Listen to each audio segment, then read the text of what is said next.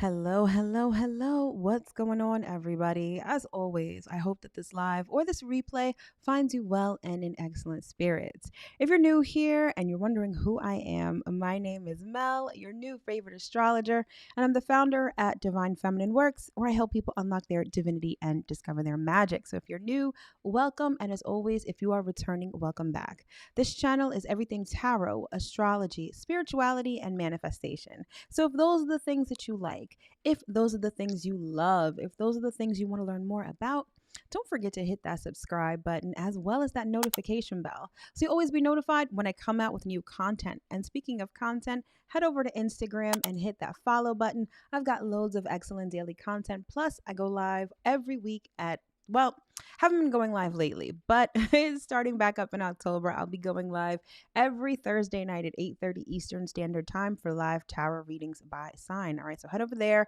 hit that follow button so you don't miss any of that good stuff. All right, so October is finally underway. And I love the fact that I can say that today Mercury is finally going direct. All right. We're not out of the woods yet. Mercury is not going to leave the retrograde shadow period until October 16th, but things are going to start getting back to normal. And I don't know about you, but I am super thankful for that because even with this live, there was still a bit of malfunction. I feel like the entire retrograde period was just full of mishaps, miscommunications, the typical Mercury retrograde stuff. But thankfully, we are about to leave all of that behind us and enter into a new phase. The last quarter of the year officially began yesterday, so it is go time, all right? And the astrology reflects that most definitely. If you didn't get a chance to catch the October monthly astro forecast, I will leave the link to that in the description box below. October is definitely a turning point for us, all right, this year, because this is when the energy is shifting. This month officially begins eclipse season. We've got 4 planets changing directions. We've got 3 planets changing signs. So October is all about shifts, all right? But again, if you're looking to find out more about what October has in store, not only just generally, but for your rising sign as well, don't forget to check out the October monthly forecast. And again, that link is in the description box below. All right, so let's let the good people over on Twitter know that we are live so that they can come and join us over here on YouTube.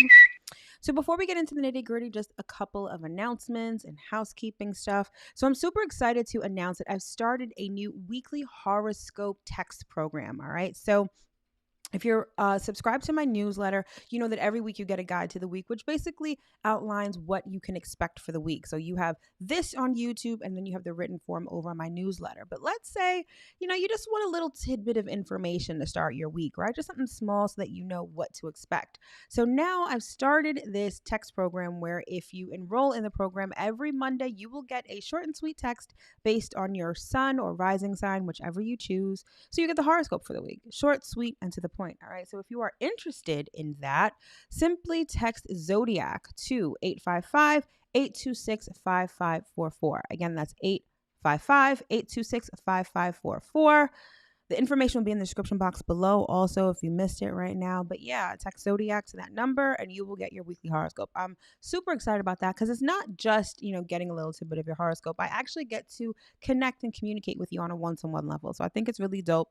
So definitely enroll in that if you would like. All right. And as always, if you are new to astrology or even if you need a refresher, I've created this thing called the Astrology Basics Cheat Sheet, which basically gives you the quick and dirty on everything you need to know concerning the basics of astrology, specifically the 4 pillars of astrology, which is the planets, the signs, the houses, and the aspects.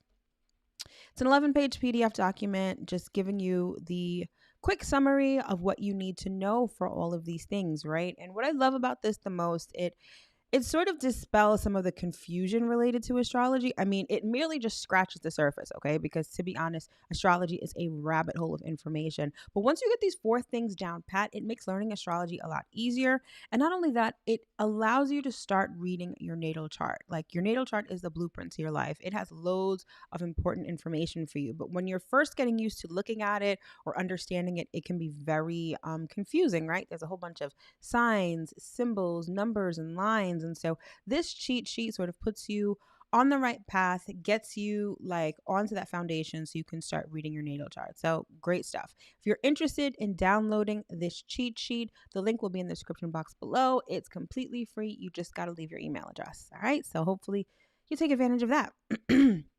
So without further ado, let's get into the week. All right. So the highlights for this week. We've got what I like to call mental powers. All right. The one planetary aspect that we have this week is Mercury trine Pluto. And because Mercury was retrograde and is now going direct, we're going to be repeating some of the transits that we saw over the last month. All right. And so the first one that we're repeating is Mercury trine Pluto. And this is all about your mental power. This is about the power of persuasion. This is about the power of your mind. This is about allowing your mind to change your reality. All right. So much can be accomplished by way of manifestation with Mercury trine Pluto. All right. And so we have that to look forward to on Thursday. The next up, we have what I like to call outward transformation, and that is Pluto going direct in the sign of Capricorn, and that's going down on Saturday. So Pluto has been retrograde for the last couple of months, and it allowed us to utilize that Plutonian energy inwardly, right? We were able to use that energy to transform ourselves, right? And now that Pluto is going direct, that energy is going to be directed outward, and we're going to see a lot in society sort of ramp up and transform, as if we haven't seen that enough, right? But I feel like the retrograde period was actually a lull. Like now that Pluto is direct, we're going to see a lot more things happening in society, all right? So grab your popcorn because I feel like it's going to be really interesting. And then finally, we have what I called relationships illuminated, because on Sunday we have the full moon of the month, which is the full moon in Aries. All right. And so this full moon is going to be piggybacking off of the energy of the new moon in Libra, which happened at the end of September. And again, it's all about relationships. I said in that video, I said in the October monthly astro forecast, and I'm saying it again, October is really about relationships. All right. And so the full moon in Aries sort of continues that trend. Now, the full moon in Aries, it's not so much about just relationships generally or the other person. It's really about us and our emotional needs, our emotional desires, our wounds with respect to relationships and how we show up in relationships. So it's not just about the other person or the relationship in general. This full moon is going to show us a lot about ourselves.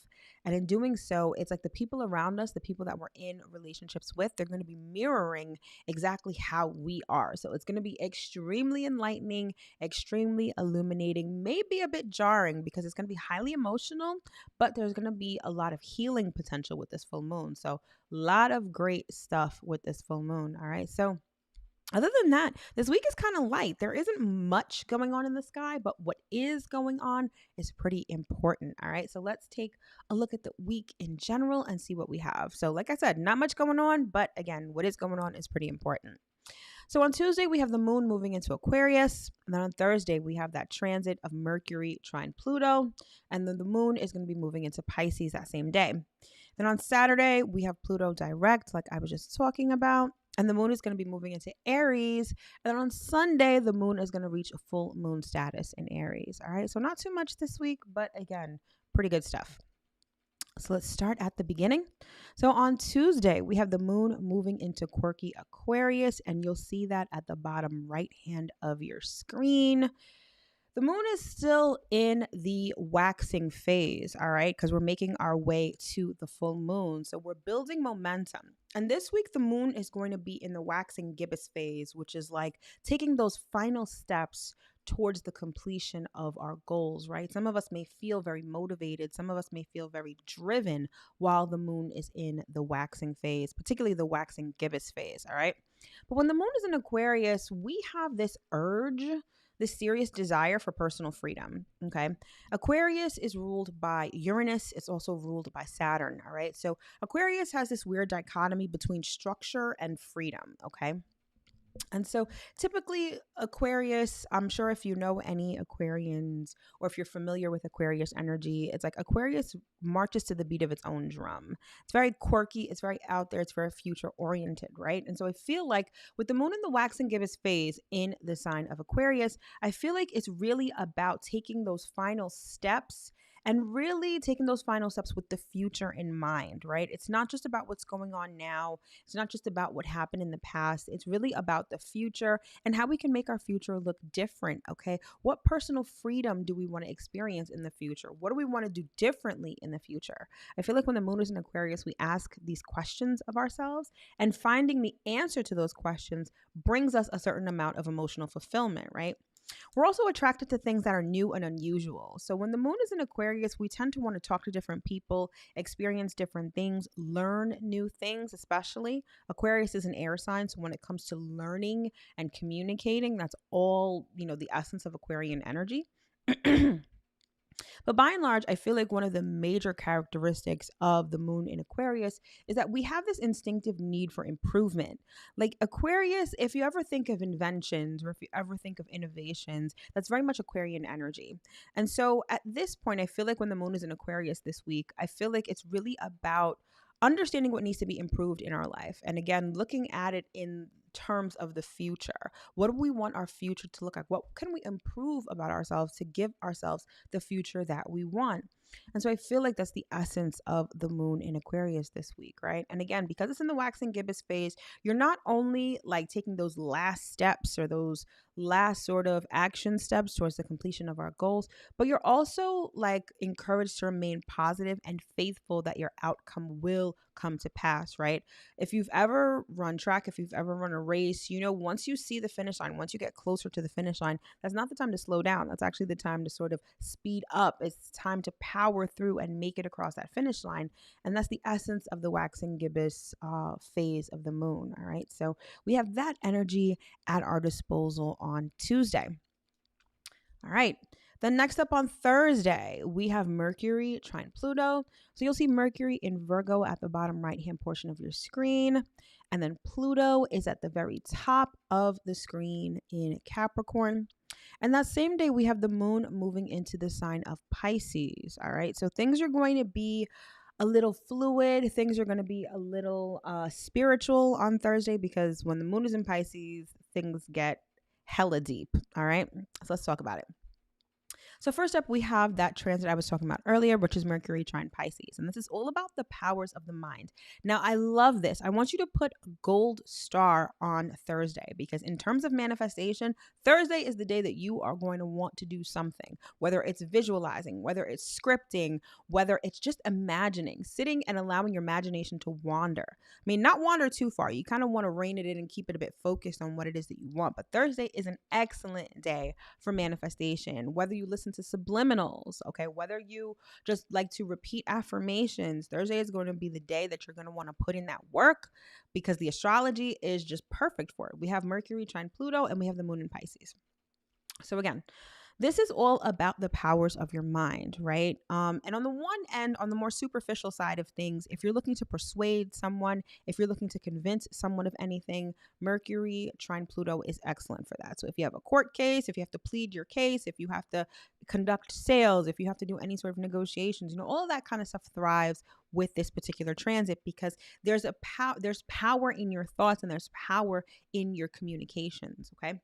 Also on Thursday, you're going to want to watch what you say, because there's serious power in the tongue generally, but that is heightened with Mercury trine Pluto. So notice how you talk about yourself. Notice how you talk about others. Notice the thoughts that you have and the things that you say about yourself. All of that is going to be heightened on Thursday, right? And surrounding Thursday, I would say this week in general. But keep that in mind. Like, you're going to want to have the best inner conversations with yourself. You're going to want to speak positively about yourself and to yourself. You're going to want to think the best thoughts, especially when it comes to your future, because the power of the mind and the power of the tongue are going to be seriously heightened on Thursday. All right. Apart from that, this is also a great transit for research. Pluto is all about getting down to the bottom of things and understanding the motivations behind things. So if you're looking to understand a situation, if you're looking to understand yourself, I feel like this is the perfect transit for that. It's great for things like seeing a psychologist, seeing a psychiatrist, also things like psychic readings, past life regressions, dream recall, telepathy, remote viewing. All of these things are very much possible with Mercury trine Pluto. Again, it's about the power of the mind. I cannot stress that enough. All right, so you're going to want to take advantage of that on Thursday. Now, to compound on this energy, we have the moon in Pisces. So, the moon in Pisces means that we derive our emotional satisfaction from imagination, from being very idealistic about things, right? So, remember, I said with Mercury trine Pluto, you're going to want to keep very positive thoughts, right? And if you allow your imagination to soar with the moon in Pisces, I feel like, again, this is like a gold star day for manifesting. This is a gold star day for figuring out what it is that you want and imagining yourself having it, imagining yourself being the person that you want to be, and watch that unfold as time moves forward. All right. So, super powerful day. Now, when we talk about the moon in Pisces generally, this is very dreamy and ethereal energy. Pisces is known as the escapist, right? Pisces doesn't like the harshness of reality, okay? And Pisces likes to escape via movies, via imagination, via addictive behaviors, things like alcohol or drugs, so that you can sort of numb yourself to the emotions that are being triggered by society and sort of escape to a magical world, all right? So things tend to take on this sort of rose colored tone, this sepia tone, right? Things in Pisces become a lot more imaginative, okay? But on the other side of that energy is the ability to be very compassionate, very empathic, to be able to be extremely intuitive, right? Our intuition is definitely heightened when the moon is in Pisces. And it's also a time when we can sort of relate to other people on a more humanistic level, like compassion for your fellow man, being philanthropic and altruistic. Like, that's definitely the way that moon and Pisces energy presents itself. The other thing that you need to be cognizant of when we're talking about the moon in Pisces is that, our boundaries tend to come down. We tend to be not so guarded and we sort of just flow with things. And this can be great, but it also lends itself to being like taken advantage of. It lends itself to people like abusing us or manipulating us. So that's definitely one thing that you're going to want to be mindful of while the moon is in Pisces. But then on the flip side of that, being that Pisces is such an intuitive and spiritual sign, creative things thrive while the moon is in Pisces. All right. So when it comes to music, when it comes to beauty, when it comes to anything creative, typically thrives while the moon is in Pisces. All right. So again, because the moon is still going to be in the waxing gibbous phase, right? We are making our way towards that full moon.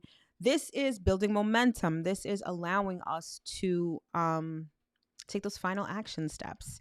But when the moon is in Pisces, we're not taking action steps like doing something in the physical world, right? We're taking those action steps in our minds. We're allowing our imagination to cross the finish line. If you cross the finish line in your imagination first, you will indeed cross it in real life. Okay. So this is about embodying who you want to be. This is about thinking that you have what it is that you want, that you already have it, that you already possess it, that you already are it. All right. So Thursday, again, can't stress enough that Thursday is going to be such an amazing day for manifestation, an amazing day for imagination, for scripting, for subliminals, anything that can change the way that you think about things is going to thrive on Thursday. All right. So definitely keep that in mind. All right. Next up, we have Saturday. So Saturday, we have Pluto going direct in Capricorn, and you'll see that at the sort of top hand left side of your screen. And then that day, the moon is going to be moving into Aries. It won't be at full moon status yet, but it's making its way into Aries and preparing for that full moon status. All right. So, like I said before, Pluto direct, going to see a lot of changes in society, right? That energy of Pluto, while it was retrograde, we took that inward. So we have the ability for personal transformation in a major way over the last couple of days. And I feel like many of us were feeling the intensity sort of on a very personal level because that energy was directed inward. Many of us were being guided to eradicate parts of ourselves that are standing in the way of us being successful or that are standing in the way of us getting to where we need to go. So many of us were doing soul searching. I feel like many of us were doing a lot of introspection. Many of us, even if we weren't doing it consciously, I feel like because the energy of Pluto was so intense, I feel like there at least were times over the last couple of months where you had to examine like who you are, where you had to examine what was going on in your life, where you had to examine your habits or maybe your character traits and sort of make changes. Whether you intuitively knew this, whether this was being reflected to you through other people, I feel like the work had to be done, right? And I think that we were all doing it to some extent over the last couple of months while Pluto was retrograde. But now that Pluto was direct, that energy is going to be directed outwardly, okay? And so we're going to see this play out in society and across the world, right? Pluto energy is like a wrecking ball. It will destroy things. It's complete decimation, but decimation not for the sake of it, right? It's not in vain.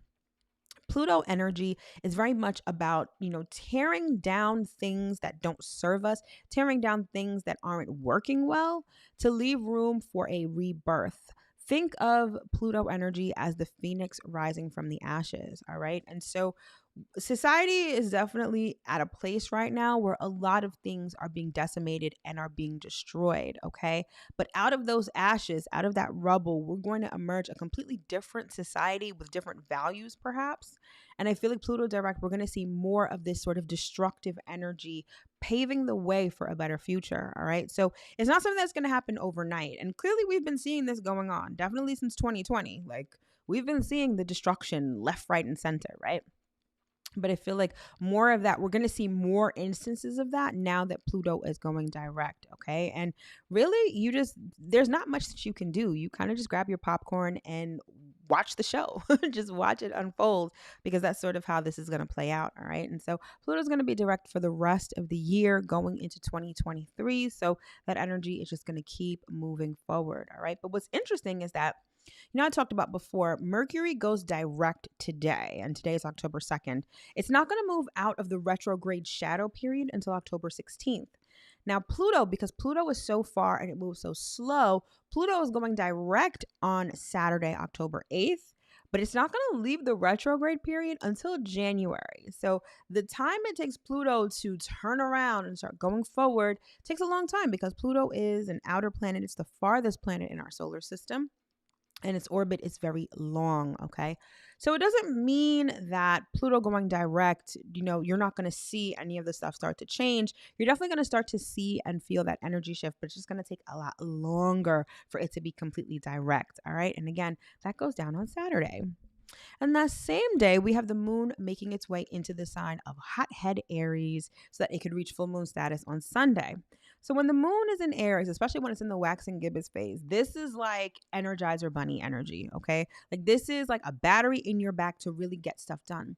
Now, I was just talking about before how when the moon is in Pisces, it's about using our imagination, right? I said that if you imagine crossing that finish line in your mind, then you will do so, in reality thereafter.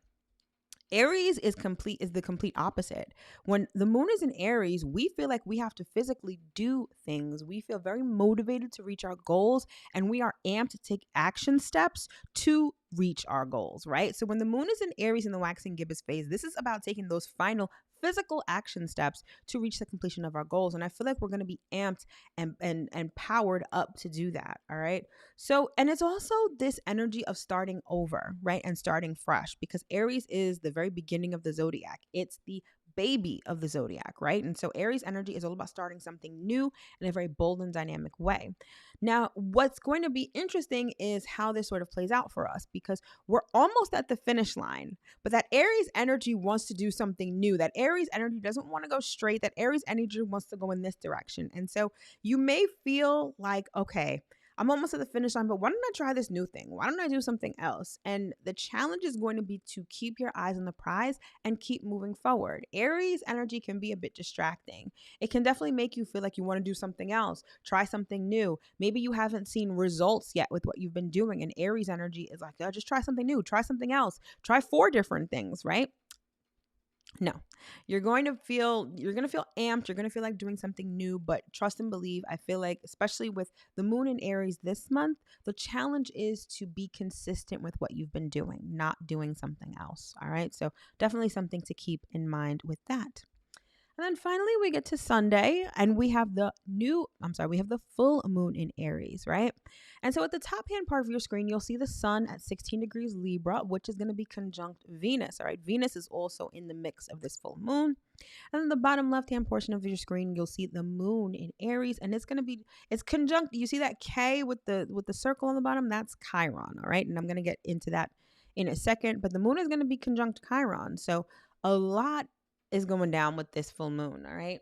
I'm doing a separate video on the full moon in Aries, and that's going to be uploaded to the channel on Tuesday. So if you haven't subscribed, if you hadn't hit the notification bell, please do so you don't miss that video, because it's full of a lot of information, and it's definitely stuff that you'll want to know for this full moon in Aries.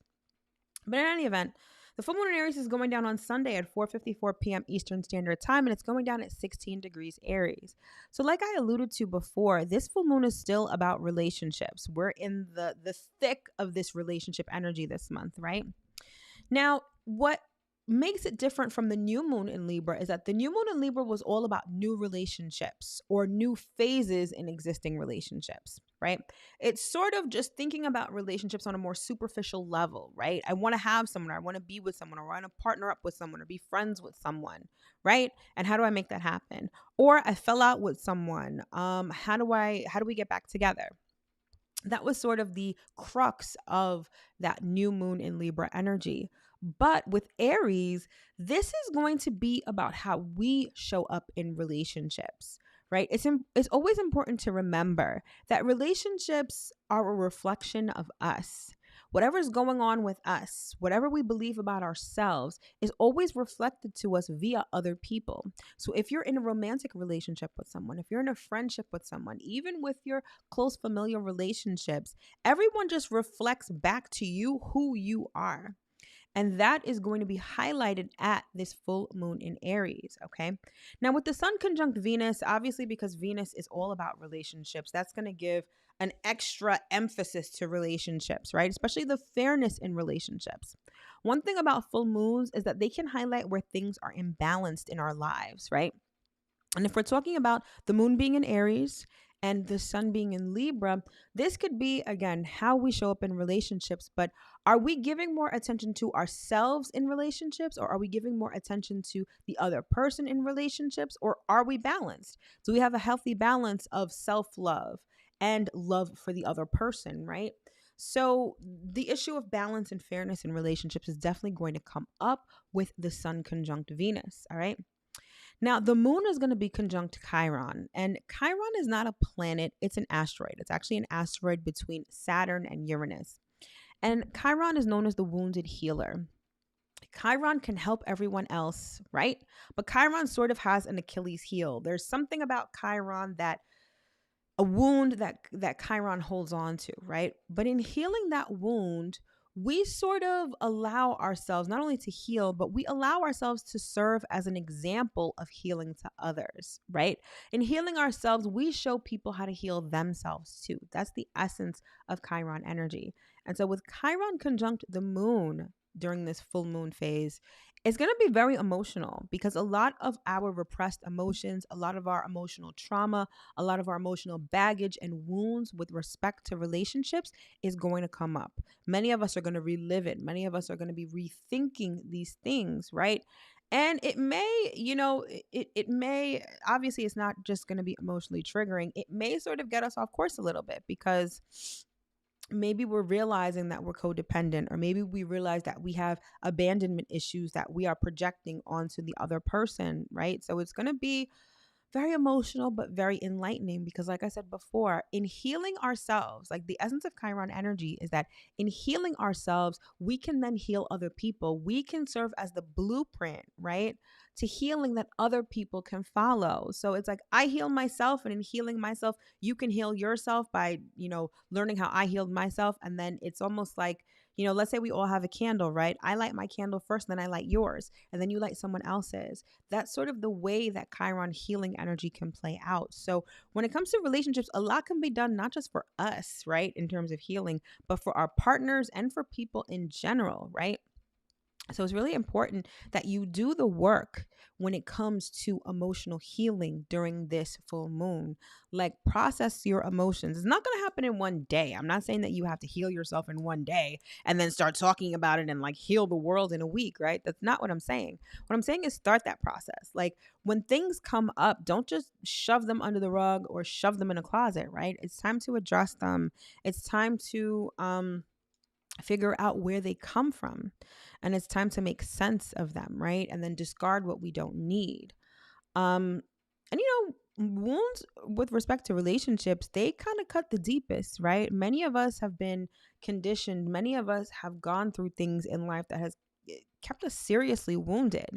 And then we wonder why the relationships in our lives kind of show up the way that they do, because they're reflecting some of those wounds that we may or may not have addressed, right? Well, let me say may not address, because if those wounds are being reflected back to you, it's obvious that you haven't addressed them or healed from them, right? But again, it's really going to be important to work through those wounds and heal ourselves, because once we do that, that's going to be reflected back to us in our relationships. So not only are we going to be better for it, but our relationships will be too. And of course, this all depends on where this is going down in your chart. For some, this may have to do with romantic relationships. For others, it may be friendships. Check your natal chart, see where this full moon is going down so you have an idea of what relationship this is going to pertain to. All right.